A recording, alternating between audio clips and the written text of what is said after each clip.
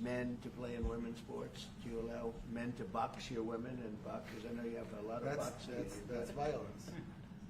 That's abuse of a violence woman. against women. It's abuse of a woman. Totally. But we have people that fight to the death because they think men should be able to play in women's sports. And some of those sports, it wouldn't matter much, but it still matters. But some of them are very dangerous for women. Some years ago, like we said, a decade ago or so, women rights movements were pressuring so that we enacted specific laws to avoid men abusing women. And I think those laws were great because there were a lot of men abusing women. But now some of the same people are trying to backtrack on that and actually trying to make new laws allowing men to abuse women in sports. So actually that doesn't make sense. It doesn't make sense. It's crazy. You know, they have weightlifting records, right? Yeah. A woman gets up this way, she's incredible. A guy gets up and beats her by 100 pounds. What are you going to do? A record that hadn't been broken in 18 years. You know, they put on an ounce, quarter of an ounce, eighth of an ounce for 18 years. Now they have a guy come up, ping. The whole thing is crazy. But they continue to fight. And I don't like talking about it because I want to save it for just before the next election. I said to my people, don't even talk about it because they'll change. And well, but I watched this morning. There was a congressman fighting to the death for men to play against women in sports. And you say to yourself, why? What are they doing, right? What are they doing? But your country's not too big in that. No, of course not. We're big in protecting women. Good. Yeah. That's right. It's a very important form of protection. Yeah. And as you can see, most of my cabinet are women, so. That's impressive. Yeah. That's why you're And running. they're not DEI hires or anything. They They're can just be great good. at what they do. Right? That's right. This is very impressive. Yeah, This no, is a no. first.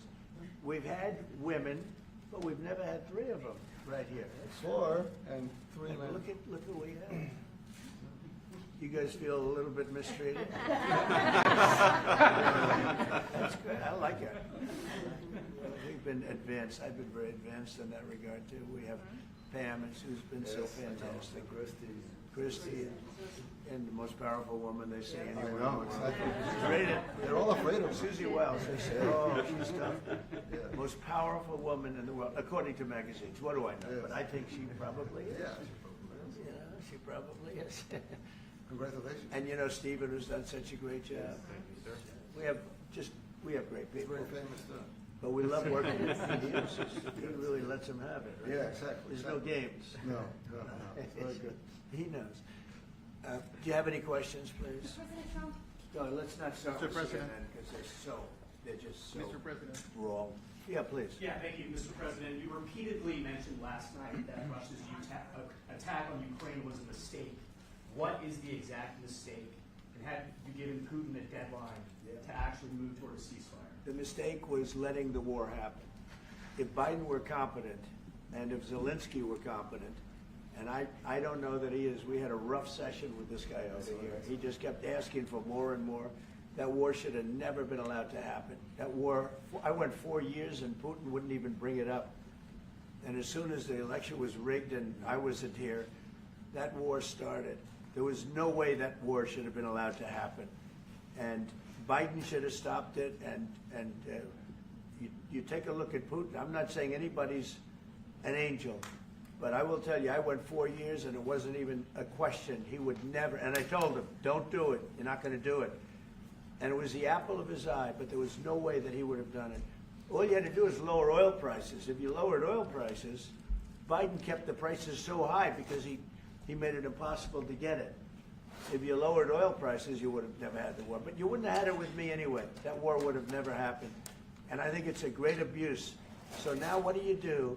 You get a country where 25% of its land is gone, and the best locations, where millions of people are killed. You know, you haven't reported accurately the death. And this was Biden's war, and I'm trying to stop it. And I think we're going to do a good job. I hope we're going to do it. They lose 2,500 young people a week, think on average. Now they're Russians and they're Ukrainians, but it's 2,000. We don't care. It's like whatever it is. They're not from your country. They're not from mine. But I want to stop it. 2,500, it's a killing field. It's like the Civil War. You take a look, I look at the satellite pictures. This should not be happening in our time. Of course, our time can be pretty violent, as we know. But that's a war that should have never been allowed to start. And Biden could have stopped it, and Zelensky could have stopped it, and Putin should have never started it. Everybody's to blame. Have you spoken to President Zelensky, sir, about his offer to purchase more Patriot missile batteries? Oh, I don't know. He's always looking to purchase missiles, you know. He's against, listen, when you start a war, you got to know that you can win the war, right? You don't start a war against somebody that's 20 times your size and then hope that people give you some missiles. If we didn't give them what we gave, remember, I gave them javelins. That's how they won their first big battle with the tanks that got stuck in the mud, and they took them out with javelins. They have an expression that Obama at the time, Obama gave them sheets and Trump gave them javelins. But there's something that should have never happened. It's a really shame. The towns are destroyed. Towns and cities are, you know, largely destroyed. They have the spires, you know, the beautiful spires that go up. They say they were the most beautiful in the world in Ukraine for whatever reason, but the most beautiful in the world, they're mostly laying on their side, shattered and broken. And most importantly, you have millions of people dead. Millions of people dead because of three people. I would say three people. Let's say Putin, number one, but let's say Biden, who had no idea what the hell he was doing, number two, and Zelensky. And all I can do is try and stop it. That's all I want to do. I want to stop the killing. And I think we're doing well in that regard. I think you'll have some very good proposals very soon. Last question, sir. Have you attributed a motive?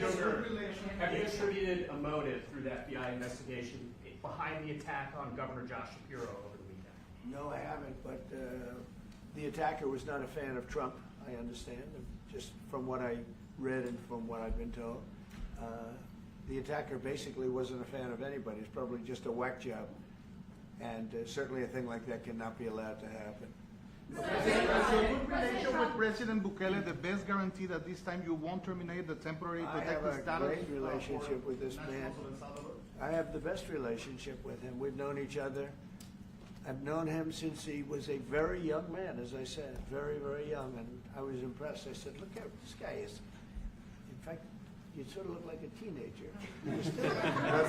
You look like a teenager. I said, what kind of a country is this? He grew up well in the last 5 years. Do you support the extension for nationals of El Salvador under I temporary support protected him. status? Do you plan to ask him? Presidente Bukele. Presidente Bukele. Let's hear the question from this very low-rated anchor at CB. Thank you, at President. Presidente Do you Bukele. plan to ask President Low Bukele rated. to help return the man who your administration says was mistakenly Which one is that? deported? The man who was mistakenly deported to El Salvador? Well, let me ask Pam, would you answer that question? Sure, President. First and foremost, he was illegally in our country. He had been illegally in our country. And in 2019, two courts, an immigration court and an appellate immigration court, ruled that he was a member of MS-13 and he was illegally in our country. Right now, it was additional paperwork had needed to be done. That's up to El Salvador if they want to return him. That's not up to us. The Supreme Court ruled, President, that if, as El Salvador wants to return him, this is international matters, foreign affairs, if they wanted to return him, we would facilitate it, meaning provide a plane. So will you return him, And President Bukele? you are doing a great job. Thank you. ¿Usted estaría dispuesto Stephen a Miller, wait a minute. Can you just also respond to that question? Because, you know, it's asked by CNN, and they always ask it with a slant, because they're totally slanted, because they don't know what's happening. That's why nobody's watching them. But would you answer that question also, please? Yes, gladly. So, as Pam mentioned, there's an illegal alien from El Salvador. So, with respect to you, he's a citizen of El Salvador. So, it's very arrogant even for American media to suggest that we would even tell El Salvador how to handle their own citizens as a starting point. As two immigration courts found that he was a member of MS-13. When President Trump declared MS-13 to be a foreign terrorist organization, that meant that he was no longer eligible under federal law, which I'm sure you know, you're very familiar with the INA, that he was no longer eligible for any form of immigration relief in the United States. So he had a deportation order that was valid, which meant that under our law, he's not even allowed to be present in the United States and had to be returned because of the foreign terrorist designation. This issue was then, by a district court judge, completely inverted, and a district court judge tried to tell the administration that they had to kidnap a citizen of El Salvador and fly him back here. That issue was raised to the Supreme Court, and the Supreme Court said the district court order was unlawful, and its main components were reversed 9-0 unanimously, stating clearly that neither Secretary of State nor the President could be compelled by anybody to forcibly retrieve a citizen of El Salvador from El Salvador, who again is a member of MS-13, which, as I'm sure you understand, rapes little girls, murders women, murders children, is engaged in the most barbaric activities in the world, and I can promise you, if he was your neighbor, you would move right away. So you don't plan But to the ask for Supreme anything Court is to get asking him back? to, And that- what was the ruling Facilitate- in the Supreme Court, Steve? Was it 9-0? Yes, it was a 9-0 In our favor? in our favor against the district court ruling, saying that no district court has the power to compel the foreign policy function of the United States. As Pam said, the ruling solely stated that if this individual, at El Salvador's sole discretion, was sent back to our country, that we could deport him a second time. Well, No version of this legally ends up with him ever living here because he is a citizen of El Salvador. That is the president of El Salvador. Your questions about it, per the court, can only be directed to him. I asked ¿Usted lo President liberaría, Bukele, Presidente what is Bukele? can President Bukele weigh in on this? Do you plan to return him? Well, I guess, I mean, suppose you're not suggesting that I smuggle terrorists into the United States, right? It's I mean, always how seen can that. how can I smuggle, how can I return him to the United States? Like, I smuggle him into the United States, or what do I do? Of course, I'm not gonna do it. It's like, I mean, the question is preposterous. How can I smuggle a terrorist into the United States? I don't have the power to return him to the United States. but you can release him inside El Salvador. Yeah, but I'm not releasing, I mean, we're not very fond of releasing terrorists into our country. I mean, we just turned the murder capital of the world into the safest country of the Western Hemisphere, and you want us to go back into releasing criminals so we can go back to being the murder capital of the world? No, that's not going to happen. Well, they'd love to have a criminal, Yeah, released into I mean, there's So a fascination. They would love it. but Yeah. They're sick, these are sick people. Marco, do you have something to say about Yeah, I mean, Stephen outlined it. I don't understand what the confusion is. This individual is a citizen of El Salvador. He was illegally in the United States and was returned to his country. That's where you deport people, back to their country of origin. Except for Venezuela, that wasn't refusing to take people back, or places like that. I can tell you this, Mr. President. No, the foreign policy of the United States is conducted by the President of the United States, not by a court. And no court in the United States has a right to conduct the foreign policy of the United States. It's that simple. End of story. And that's what the Supreme Court held, by the way, to Marco's point. The Supreme Court said exactly what Marco said, that no court has the authority to compel the foreign policy function of the United States. We won a case 9-0, and people like CNN are portraying it as a loss, as usual, because they want foreign terrorists in the country who kidnap women and children. But President Trump, his policy is foreign terrorists that are here illegally get expelled from the country, which, by the way, is a 90-10 issue. Well, Mr. President, you said that if the Supreme Court said someone needed to be returned, that you would abide by that. You said that on Air Force One just a few days ago. And they said How long do we that have to answer it must this be question from facilitated. you? Why don't you just say, isn't it wonderful that we're keeping criminals out of our country? Why can't you just say that? What's illegal? Why do you go over and over, and that's why nobody watches you anymore? You have no credibility. Please, go ahead. President Trump, thank you so much. How many illegal criminals are you planning on exporting to El Salvador? And President Bukele, how many are you willing to take from the U.S.? As many as possible. And I just asked the president, it's this massive complex that he built, jail complex. I said, can you build some more of them, please?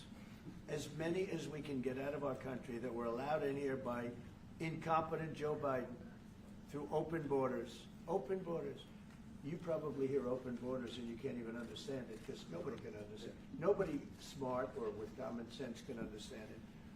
So we have millions of people that should not be in this country that are dangerous. Not just people, because we have people, but we have millions of people that are murderers, drug dealers. They've been allowed to come into our country by other countries that were very smart. When they heard that this very low IQ president And by the way, I took my cognitive exam as part of my physical exam, and I got the highest mark, and one of the doctors said, "Sir, I've never seen anybody get that kind of, that was the highest mark." I hope you're happy with that, although they haven't been bugging me too much to take a cognitive, but I did do my physical and it was released. I hope you're all happy with it. I notice there's no question, so probably you are. But the cognitive, they said to me, "Sir, would you like to take a cognitive test?" I said, "Did Biden take one?" "No." "Did anybody take one?" "No, not too many people took them." I said, what about Obama? Did he take one?" "No, he didn't take one either." I said, "Let me be the only one to take one." But I've actually taken them 3 times already. I like taking them because they're not too tough for me to take. But we had a great physical exam, so I know you're going to ask that. And the doctors who are total professionals, Walter Reed Medical Center, they're great people. And I visited a soldier that was badly wounded, incredible soldier, lost his leg, and spent a lot of time with him. I mean, great with his mother, and it was really a very great thing. They do a phenomenal job. I just want to say, Walter Reed, I was there for, 5-6 hours. You were there with me. But I took a full physical, and it came out perfecto, so that's good. I mean, she got me for a little longer. Would the U.S. be willing to pay for those facilities to be opened if new ones were going to be built? I'd do something, we'd help them out, yeah. We help them. They're great facilities, very strong facilities, and they don't play games. I'd like to go a step further. I mean, I said it to Pam, I don't know what the laws are, we always have to obey the laws, but we also have homegrown criminals that push people into subways, that hit elderly ladies on the back of the head with a baseball bat when they're not looking, that are absolute monsters. I'd like to include them in the group of people to get them out of the country, but you'll have to be looking at the laws on that, Steve, okay? How essential is it for you guys to be locking up these prisoners?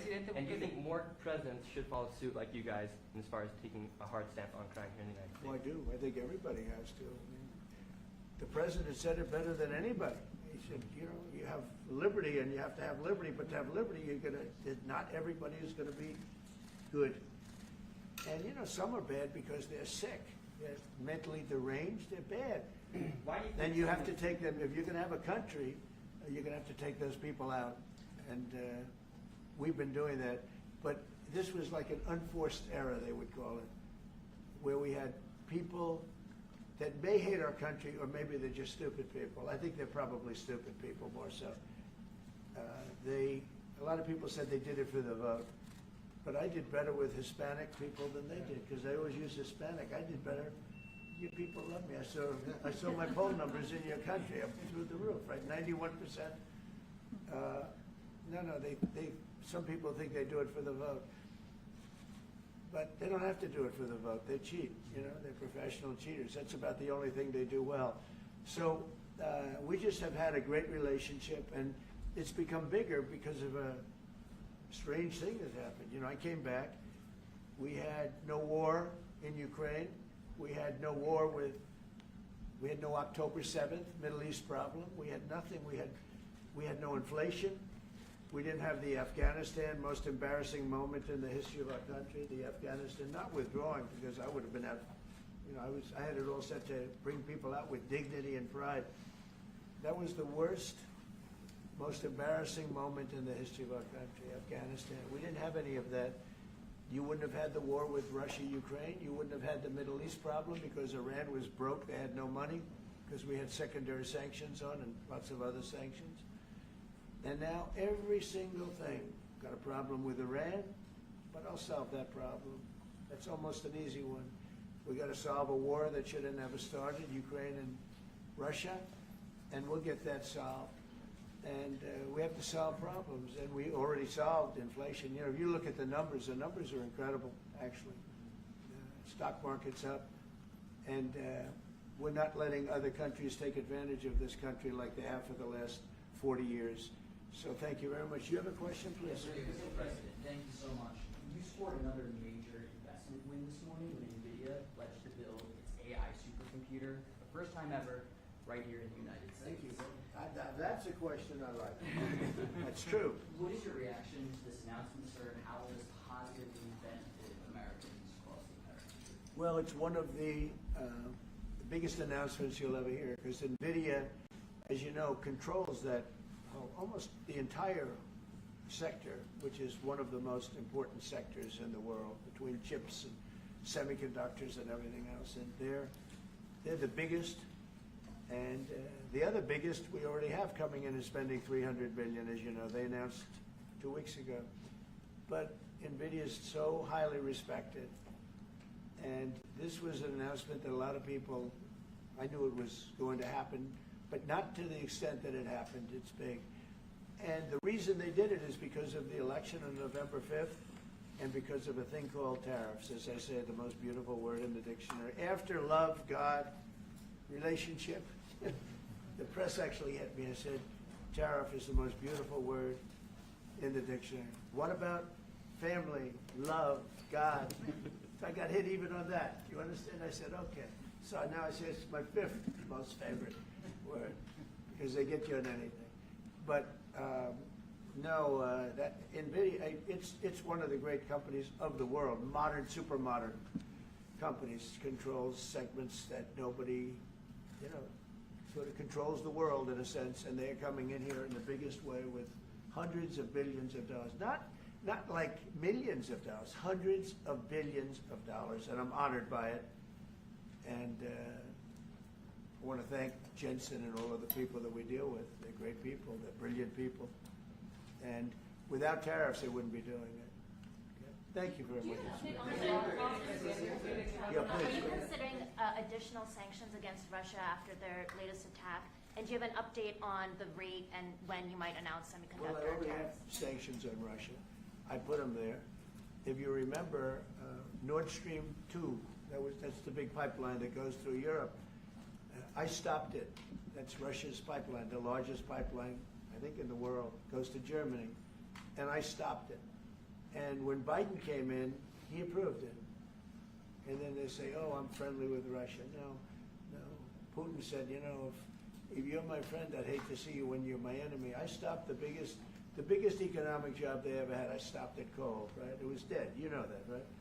And Biden came in and he immediately approved it. What was that all about? And it's a pipeline that takes care of a lot of the needs. Now, it was a very controversial thing, but I stopped it, and Biden approved it. Question? On tariffs? No, not you. Not Presidente Update today on potential ¿Qué valoraciones le semiconductor da tariffs Presidente and potentially Bukele? pharmaceuticals. What? Semiconductor tariffs and potentially pharmaceuticals. Any update on Pharmaceuticals, that? we're going to do. We don't make our own drugs, our own pharmaceuticals. We don't make our own drugs anymore. The drug companies are in Ireland and they're in lots of other places, China. And all I have to do is impose a tariff. The more, the faster they move in. The higher the tariff, is very simple. It's inversely proportional. The higher the tariff, the faster they come. And we're going to be doing that. That's going to be like we have on cars. We have, as you know, a 25% tariff on cars. We have a 25% tariff on steel and aluminum. And that's what that category fits right now. Do you have a percentage in mind and a timeline? I have a timeline, not too distant future. We're doing it because we want to make our own drugs. We're doing it because we want to make our own steel and aluminum, lumber, other things. And they're all coming in. We have record numbers, $7 trillion. Since I announced, like a month and a half ago, since I came in, we have over $7 trillion being invested in the country. We didn't have $1 trillion. We didn't have $500 billion for some of these guys. They didn't know what the hell they were doing. So we have the largest investment that we've ever heard of, and we're only 2 months in. And that'll continue at levels that you've never seen before. It's what's going to happen. And even the stock market's up today. We also had, a lot of people didn't say it the way it was. We had the largest gain in the stock market in history on every single category last week. That was a nice game because we were getting a little hit because people didn't understand the power of our country economically if you use it right. Do you have something to say on that, JD? Yes, sir. I mean, look, for 40 years we have lost manufacturing capacity. Workers have seen their wages stagnate, and some of the most critical things that we need, from the pharmaceuticals, the drugs that we give to our children, the antibiotics that we give to our kids, to the weapons that we actually need to fight a war, if God forbid we had to fight a war, we don't make enough of that stuff. And so President Trump ran explicitly on changing that. Yes, as the president mentioned, it caused a little bit of disruption in the market, but I actually think over the long term, workers are going to benefit, stocks are going to go up, American businesses are going to benefit as we reinvest and reindustrialize our country. And the auto workers and the Teamsters and all of the unions, you know, not traditionally Republican, but I'm winning those unions by, we're up 40, 50 points on the Democrats. They're losing everything. They're losing everything because they just have policies that are not believable. They fight for policies that are 5% popular, and nobody knows who the 5% are. I mean, nobody can find the 5%. But if you go back to Ohio, and by the way, we have the great championship team from Ohio coming in today, right? Very big day. And that's going to be a little bit later. And that'll be, if you want to stick around, I'll introduce you to some measure. You'll see some very large people, right? You'll see some people that even you have not seen people like this. These are big, these are 6'7", 380 pounds with no fat. Okay, that's pretty good, right? But the team, the national championship team, is being honored today at the White House, so that'll be exciting. If you're around, you want to stay around, I'll have you up there. You can tell them all about your prison, how you have to behave. Okay. Who else? On electronics. Yeah, you said yesterday that you're making a decision on Iran very quickly. What do you mean by that? Is that a decision to strike Iran? They have to solve their problem very quickly. Iran wants to deal with us, but they don't know how. They really don't know how. We had a meeting with them on Saturday. We have another meeting scheduled next Saturday. I said, that's a long time. You know, that's a long time. So I think they might be tapping us along. But Iran has to get rid of the concept of a nuclear weapon. They cannot have a nuclear weapon. He can't have a nuclear weapon. Nobody can have, we can't have anybody having nuclear weapons, you know? We can't have nuclear weapons. And I think they're tapping us along because we're so used to dealing with stupid people in this country. And I had Iran perfect. You had no attacks. You would have never had October 7th in Israel, the attack by Hamas, because Iran was broke. They were stone cold broke when I was president. And I don't want to do it. I want them to be a rich, great nation. The only thing is, one thing, simple. It's really simple. They can't have a nuclear weapon. And they got to go fast because they're fairly close to having one. And they're not going to have one. And if we have to do something very harsh, we'll do it. And I'm not doing it for us, I'm doing it for the world. And these are radicalized people, and they cannot have a nuclear weapon. Does that include a potential strike on Iranian nuclear facilities? Of course it does. And just a follow-up question, a clarification. You mentioned that you're open to deporting individuals that aren't foreign aliens but are criminals to El Salvador. Does that include potentially U.S. citizens fully naturalized American? If they're criminals and if they hit people with baseball bats over their head that happen to be 90 years old, and if they rape 87-year-old women in Coney Island, Brooklyn, yeah, that includes them. What, do you think there's a special category of person? They're as bad as anybody that comes in. We have bad ones too. And I'm all for it because we can do things with the president for less money and have great security. And we have a huge prison population. We have a huge number of prisons, and then we have the private prisons, and some are operated well, I guess, and some aren't. But he does a great job with that. We have others that we're negotiating with too. But no, if it's a homegrown criminal, I have no problem. Now, we're studying the laws right now. Pam is studying. If we can do that, that's good. And I'm talking about violent people. I'm talking about really bad people. Really bad people. Every bit as bad as the ones coming in. And I made the statement when I heard about this a long time ago now, 4 years ago. When I heard that this guy was having open borders, I said every single criminal from all over the world is going to be dumped into our country. And that's what happened. Jails, The jails of the Congo were emptied out. The jails of Venezuela were emptied out. And you know what happened? Their crime went way down. But now Venezuela has other problems. You know what the problem is? They have no money. Yeah. Because I shut off their oil, and we put secondary tariffs because they're not doing what's right over there. They know what to do. We spoke to them. I spoke to them. They know what to do. But they have no money. Venezuela has no money. But Iran had no money, and Iran behaved so beautifully. And then Biden took all those secondary tariffs and tariffs on. I told China, you can't buy oil. If you buy oil from Iran, China, I told it to President Xi, then we no longer want you to do business with the United States of America. And those ships disappeared from that harbor so quickly. China. Get along great with China. Are the talks with Iran productive? Do you want to continue that? The talks with Iran, do you believe those are productive? Do you want to continue that? I think Iran could be a great country as long as it doesn't have nuclear weapons. If they have nuclear weapons, they'll never get a chance to be a great country. They will never get a chance. It won't even come close. Sir, on tariffs? Yeah. Yeah, yesterday you mentioned short-lived product exemptions. Which specific products are you considering, and how long is short-lived? Weeks, months? I'm looking at something to help some of the car companies where they're switching to parts that were made in Canada, Mexico, and other places, and they need a little bit of time because they're going to make them here, but they need a little bit of time. So I'm talking about things like that. What about any Apple products, other cell phones? Look, I'm a very flexible person. I don't change my mind, but I'm flexible. And you have to be. You just can't have a wall and you'll only go. No, sometimes you have to go around it, under it, or above it. There'll be maybe things coming up. I speak to Tim Cook. I helped Tim Cook recently, and that whole business. I don't want to hurt anybody. But the end result is we're going to get to the position of greatness for our country. We're the greatest economic power in the world if we're smart. If we're not smart, we're going to hurt our country very badly. We lost with China over the Biden years trillions of dollars on trade. Trillions of dollars. And he let them fleece us.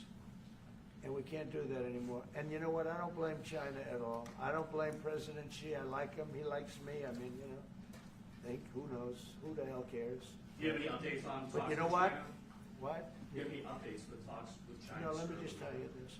I don't blame China. I don't blame Vietnam. I see their meeting today. Is that wonderful? That's a lovely meeting. They're meeting, like trying to figure out how do we screw the United States of America. Don't forget, the European Union was formed to do just that.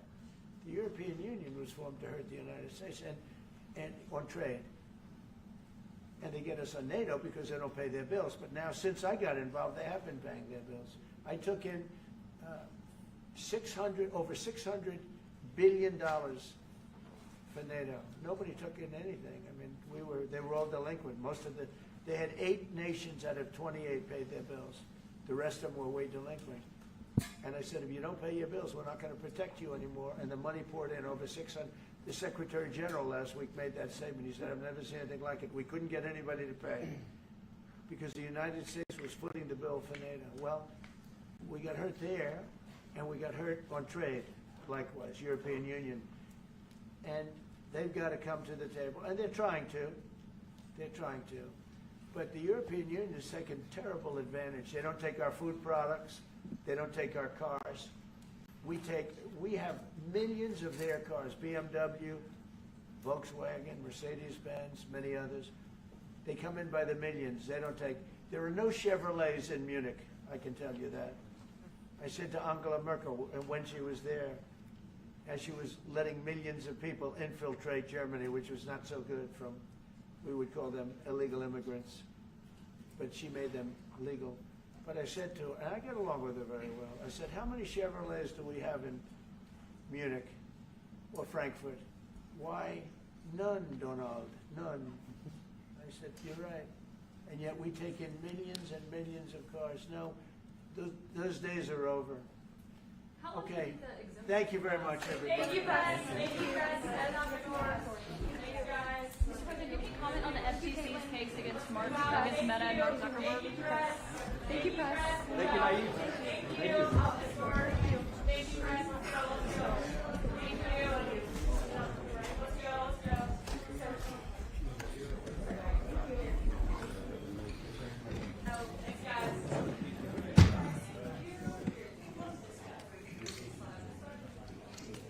Thank you, thanks guys. Thank you, press. Thank you, press. Thank you, press.